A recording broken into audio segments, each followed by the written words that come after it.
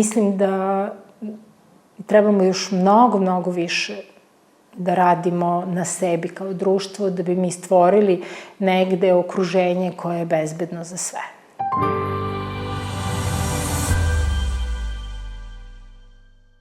Znači, mi smo od 2016. godine u partnerstvu sa Pokrajinskim sekretarijatom za zdravstvo, zahvaljujući podršci UN Trust fonda, osnovali prvih 7 centara za žrtve seksualnog nasilja u opštim bolnicama na teritoriji AP Vojvodine, u centrima regiona i u Kliničkom centru Vojvodine na Klinici za ginekologiju i košerstvo. I to su bili centri u Vršcu, Kikindi, Zrenjaninu, Subotici, Somboru, Novom Sadu, Sremskoj Mitrovici. Međutim, od 2019. godine, kada je prestao projekat koji je bio podržan od strane UN Trust fonda, koji je sve to finansirao, mi smo se suočili sa situacijom da moramo da nađemo druge donatore kako bi uopšte obezbedili rad ovih centara, iz jednog prostog razloga, zato što ovi centri za žrtve seksualnog nasilja postoje samo na teritoriji autonomne pokrajine Vojvodine. Ovakve centre nema čak ni Beograd, ni centralna, ni južna Srbija i iz tog razloga je nama važno bilo da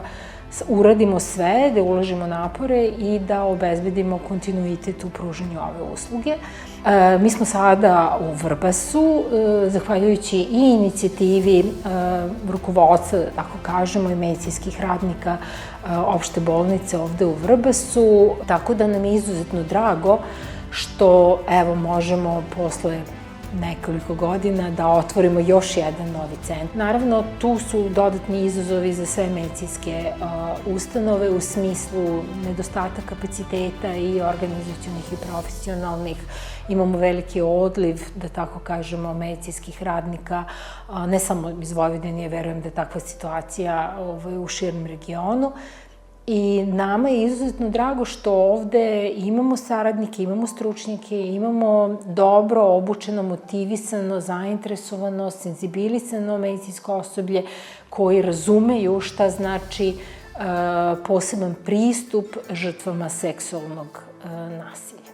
Želeli smo da pristupimo tom celom projektu i da damo podršku žrtvama nasilja i nadam se da ćemo imati što manje posla, ali da ćemo svim tim žrtvama pomoći. Centar će nam opremiti 2 prostorije sa savremenim medicinskim aparatima i tehničkim aparatima koji će nam pomoći u pružanju podrške svim žrtvama nasilja. Da, zato što, mislim, jako je važno da se zna da nije samo to kupovina opreme, mi paralelno sa kupovinom opreme mi ulažemo i u profesionalne kapacitete.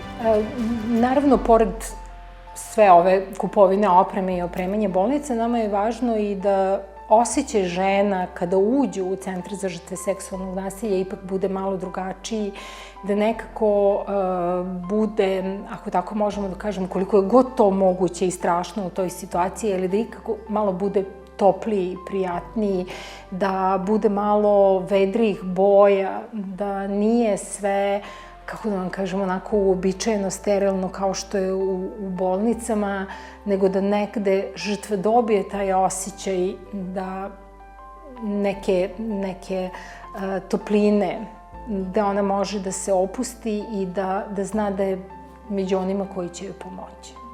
Pa naravno, ja mislim da će i nama biti lakše kad radimo u okruženju gde imamo sve potrebno za rad, a i našim pacijentkinjama koje će se osjećati sigurno i udobno.